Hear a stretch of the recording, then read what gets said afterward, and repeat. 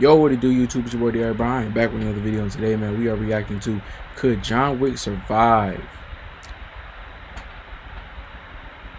You seen the title, man. Let's get straight into it.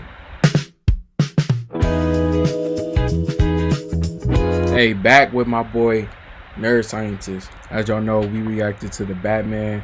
Could Batman Survive? Jason Voorhees, man. That was an absolute banger. So we are back. I'm telling y'all, I'm going to keep rocking with my boy, Nerd.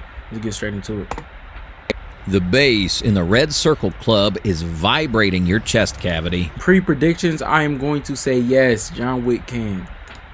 Watch John Wick move with fluid precision through the neon-lit crowd, his silhouette cutting through the strobe lights. He spots the target, a lanky figure in a black and white clown suit. Wick raises his TTI Pit Viper. Pop, pop. 2 rounds in the chest. The target stumbles. Wick adjusts his aim instantly. Pop, 1 to the head. It's the textbook Mozambique drill. In our reality, the target drops instantly because the brainstem has been severed from the spinal cord. But today, the target just tilts his head back and smiles through the blood. This is Art the Clown, and John Wick has just encountered a variable that physics cannot solve. How does a man bound by biological limits defeat an entity that ignores him? Today, we're treating Art's abilities as literal demonic physiology, but we're analyzing Wick's response through hard ballistics and tactical science. We will track this battle through 4 escalating tiers of survival.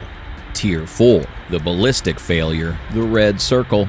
Wick attempts to secure the VIP area, but Art intercepts him near the private booths. Standard close quarters combat, or CQC, ensues. Wick relies on the physics of the double tap. When a 9mm or 45 ACP hollow point round strikes a human torso, it expands upon impact, transferring massive kinetic energy into the surrounding tissue. This creates a temporary wound cavity and hydrostatic shock. If you hit the heart or lungs, blood pressure drops to 0, and the brain runs out of oxygen in seconds. If you hit the central nervous system, the body creates an immediate off switch. Wick's entire fighting style, Gun Fu, is predicated on these biological certainties. He shoots to stop the machine by breaking its internal components, but Art isn't a machine. He's a biological paradox. If we analyze Art's physiology based on his feats in the Terrifier franchise, he functions closer to a reanimated corpse than a living human.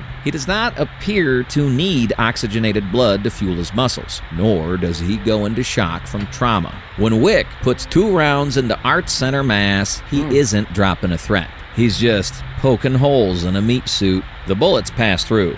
The energy is dissipated, but the engine driving Art doesn't stall because it doesn't run on blood pressure. The headshot Wick delivered earlier, it likely destroyed brain matter, but Art's consciousness doesn't seem tethered to a functioning frontal lobe. Wick realizes the bullets aren't working, so he holsters and switches to grappling. This is his first major tactical error. Wick's judo and jujitsu rely on pain compliance and structural leverage. You break an arm to neutralize the threat's ability to hold a weapon. You choke a neck to cut off blood to the brain. Wick executes a perfect standing armbar, snapping Art's radius and ulna with a sickening crunch. A normal human goes into immediate shock or passes out from the pain. Art, he laughs. He finds the broken bone funny. His pain receptors don't trigger a fight or flight response. They trigger an endorphin rush that mimics amusement. Wick is now in the clinch with an opponent who is stronger than a human has any right to be.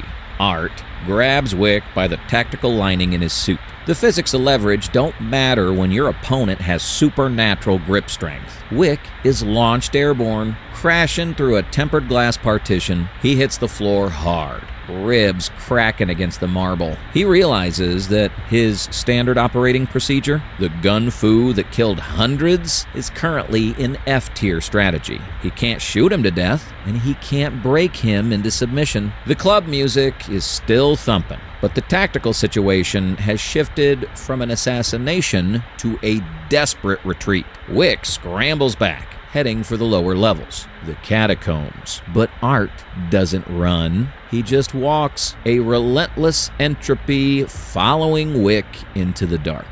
Tier 3, the attrition war, the catacombs. The transition to the catacombs changes the physics of the encounter entirely. We move from the open, chaotic variables of a nightclub to a linear, claustrophobic tunnel. Wick checks his weapon, slide locked back. Empty. He discards the firearm and draws a tactical blade. The environment is now a force multiplier for the combatant with the best close quarters instincts. Usually, that's John Wick, but as Art emerges from the shadows, dragging a rusted makeshift flail, Wick realizes the terrain doesn't favor the tactician. It favors the butcher. This becomes a knife fight. And we need to talk about material science. Wick's... Okay. Real quick, y'all, this is not looking good for John Wick, and I find it real. I don't know how he's gonna get out of this, man. I don't know how he's gonna get out of this. I still got John Wick, but I don't know.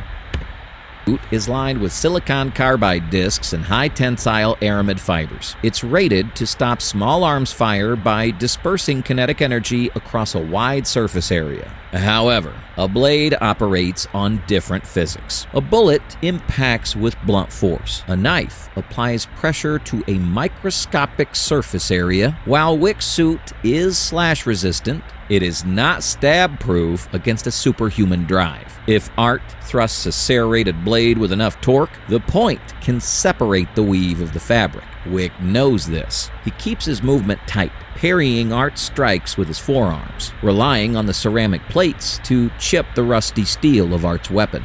But the blade itself is a biological weapon. In a sterile environment, a knife wound is a trauma issue. Here, it's a pathology issue. Art's weapon is filthy, likely covered in dried blood, rust, and fecal matter. Even if the blade doesn't hit a vital organ, a minor laceration introduces Clostridium tetani and a cocktail of necrotic bacteria directly into Wick's bloodstream.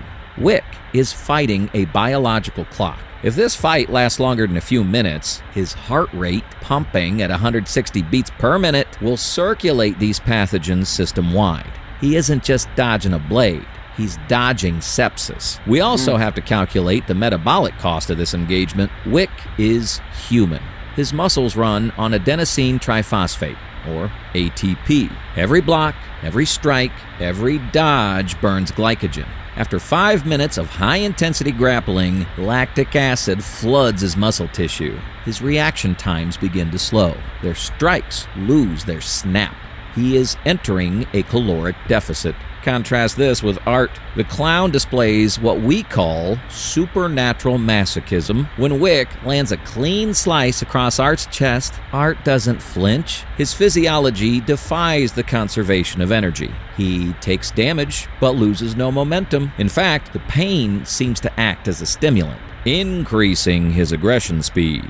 The inevitable happens. Wick's fatigue causes a millisecond delay in his guard. Art's serrated blade bypasses the suit's lapel and digs into Wick's trapezius. It's not a fatal blow, but the physiological response is immediate. Wick's body diverts resources to the wound.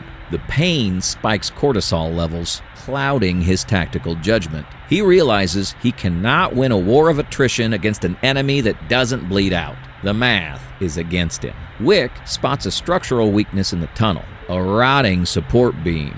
He abandons the attempt to kill Art and attacks the environment instead. Summoning his remaining kinetic outcome, Wick kicks the timber. The ceiling groans and gives way. Tons of limestone crash down, separating the two combatants. Wick limps away into the darkness, leaving Art buried behind a wall of rubble. Wick has survived Tier 3, but he's injured, infected, and exhausted. He knows the rubble won't hold Art forever. He needs to stop fighting the entity and start fighting the physics of the chase. Tier 2, the kinetic disadvantage, the street chase. The fight spills out onto the slick, rain-soaked avenues of Manhattan. Wick, realizing foot speed is insufficient against a relentless pursuer, commandeers a high-performance motorcycle. It gives him agility, acceleration, and a slim profile to weave through traffic. But Art counters with brute mass. How do y'all feel about John Wick right now, man? How do y'all feel about John Wick? Like, do y'all feel like this is a fair matchup? I don't know, man. The way it's looking right now, it look like John Wick is... This tougher than the Batman Jason battle. Hijacks a municipal sanitation truck, 15 tons of steel and hydraulics. This immediately shifts the engagement from a tactical shootout to a problem of pure Newtonian physics. In a kinetic equation, mass usually beats technique, and Wick is now writing a variable that is dangerously unbalanced. When you compare a 400-pound motorcycle against a 30,000-pound truck, the vector math is terrifying. If Art rams Wick, the transfer of kinetic energy doesn't just knock Wick off the bike. It effectively liquidates him upon impact with the pavement. The terrifying variable here is Art's driving psychology. A normal human driver, even a trained assassin, possesses a self-preservation instinct. They flinch before impact, tapping the brakes or swerving to protect their own body. This creates a predictable deceleration window that Wick would normally exploit to maneuver or escape. But Art slams the accelerator. He's willing to destroy his own vehicle and mangle his own body just to close the gap. He uses the truck not as a transport, but as a massive, blunt force projectile. This removes the human element from the chase, turning the truck into an unguided missile that ignores the concept of crumple zones or survival rates. We are now deep in the losing phase of the simulation. Wick is operating at roughly 60% capacity. The sepsis from the rusty blade in the catacombs is beginning to spike his core temperature, inducing a fever state that dulls his cognitive edge. His glycogen stores are depleted, meaning his brain is struggling to process the geometry of the chase at 80 miles per hour. In tactical terms, his OODA loop, observe, orient, decide, act, is lagging. He sees the threat, but the signal to his hands is delayed by fractions of a second. Every turn is a gamble. Every drift is sloppy. Statistically, this is where John Wick dies. The probability of him surviving a high-speed collision with a regenerating maniac who ignores the laws of traffic safety is near zero. He is battered, bleeding, and running on fumes, while his opponent seems to feed on the chaos. But extreme pain often brings extreme clarity. As Wick narrowly dodges a sideswipe that crushes a parked sedan into scrap metal, he has a tactical epiphany. He's been trying to kill a biological entity using tools designed for human biology. Bullets to stop hearts, knives to sever arteries. But Art does not follow biological rules. He follows structural ones. If you can't stop the software, you have to destroy the hardware. Wick realizes he needs to switch his objective from lethal force to total atomization. He can't just kill the pilot. He has to disassemble the machine entirely. He needs a force multiplier that doesn't exist on the street. He doesn't need a gun. He needs a demolition crew. Wick stops trying to lose Art in the traffic. Instead, he checks his mirrors, locks eyes with the grinning demon in the truck cab, and deliberately changes his route. He leads the chaos toward a specific coordinate, the Continental. He isn't going there for sanctuary or a drink. The hotel rules likely don't apply to demons anyway. He's heading there for heavy armory. He needs weapons that don't just poke holes. He needs ordnance that removes matter from existence. Wick throttles the bike, turning the hunter into the prey, luring the monster into a kill box designed for the most dangerous men on Earth. The street chase ends not with an escape, but with an invitation to a slaughter. Tier 1. The high-velocity solution. All right, man, look, we on the final phase, man. What do y'all think is finna happen? Is John Wick getting out of here? It looked very spooky. I don't know. I'm still Team John Wick, but I don't know, y'all. The Continental Armory. Wick skids the bike into the loading dock of the Continental, abandoning the wreckage. He doesn't go to the bar. He These goes AI straight to images the are heavy so containment funny, bro. locker. The rules of engagement have changed. He's no longer trying to terminate a life form. He's trying to dismantle a biological structure. For this, precision is irrelevant. Mass removal is the only metric that counts. Wick bypasses the handguns and rifles. He equips a Benelli M4 Super 90 semi-automatic shotgun, but the weapon is only the delivery system. The science lies in the ammunition. He loads a candy cane pattern. One armor-piercing slug, followed by a dragon's breath incendiary round, repeated until the tube is full. Here is the physics of overkill. A standard bullet relies on penetration to cause organ failure. A 1-ounce rifled slug, however, delivers approximately 3,100 joules of kinetic energy upon impact. When this strikes a limb, it doesn't just pass through. It transfers that energy into the bone structure, shattering it instantly. If you hit the femur with the slug, you aren't wounding the leg. You are structurally removing it. Oh, Physics man. dictates that without the structural integrity of the skeletal system, even a demon cannot generate the leverage required to chase you. Art bursts through the service doors, weapon raised, grinning. Wick doesn't hesitate. He doesn't aim for the head or the heart. He aims for the right knee. The slug connects, and the lower leg is effectively amputated by the kinetic transfer. Art falls, but he's still crawling, still laughing. Wick cycles the bolt. The next round is Dragon's Breath. Magnesium pellets burning at over 3,000 degrees Fahrenheit. Wick fires directly into the stump. This is the cauterization strategy. While Art's cells regenerate at a supernatural rate, extreme heat denatures proteins instantly. The fire overloads the pain receptors, or whatever equivalent Art possesses, and fuses the tissue shut. It creates a charred barrier that the regenerative cells have to break through before they can begin rebuilding the limb. Do y'all really think John Wick would be able to think of this on the fly? Don't get me wrong, I know who John Wick is, and I know how you get down.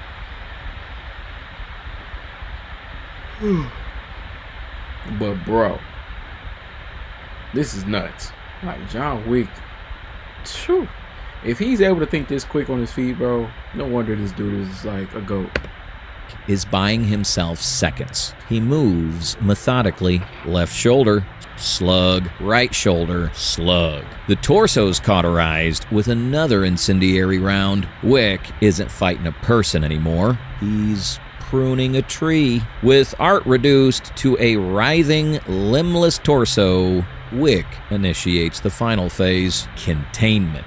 He doesn't try to deliver a killing blow to the brain, as he knows that's futile. Instead, he drags the remains into a maintenance pit and pours 4 bags of industrial quick-drying concrete over the entity. Wow, that's this smart. is the win condition. It's not death. It is permanent physical restriction. Once that concrete cures, Art is encased in a block of stone. He may still be alive inside, he may still be laughing, but without the space to expand his diaphragm or move a muscle, he's neutralized. Physics has finally trumped biology. The cost of survival. Wick stands over the hardening block of concrete, his chest heaving. The fight is over, but the cost was astronomical. He is covered in lacerations, his ribs are fractured, and the sepsis from the catacombs is already shutting down his kidneys. He requires immediate, high-level medical intervention to survive the night. So, could John Wick survive Art the Clown? The data suggests yes, but only by abandoning his standard operating procedures. Art is an S-tier threat because he breaks the laws of physics. John Wick is the S-tier predator because he understands that when the laws of physics break, you have to enforce them manually. In a battle between pure chaos and disciplined order, only wins if it's willing to be more brutal than the chaos. But Art is just one nightmare. There are other things hiding in the dark. Which horror movie icon do you think has the skill set to finally put John Wick in the ground? Let us know in the comments. And don't forget to subscribe for the next breakdown. All right, man. Look, how do y'all feel about that video? Me personally, man, I had John Wick the whole time, but I do think that was crazy, bro. The fact that Art just kept bouncing back from really anything, like, it's really hard to kill an entity like that, but John Wick somehow, some way got it done. John Wick is literally like the craziest dude ever, bro. And a lot of stuff he do is just off principle. You feel me? Don't mess with what's mine, bro. Leave me alone, I'll leave you alone. You mess with me, I gotta go extra mile and kill your whole family. That's how John Wick move, man. But look, I'm gonna leave the original link to the original video down below. Make sure y'all go show some love to my boy Nerd Scientist. He's at 60.6K right now. Man, go hit that sub button, like, comment, subscribe. But also like, comment, subscribe over here, because you know we're gonna keep grinding. But with all that being said, you know you're gonna see me again. Could you survive the night? Like always, peace.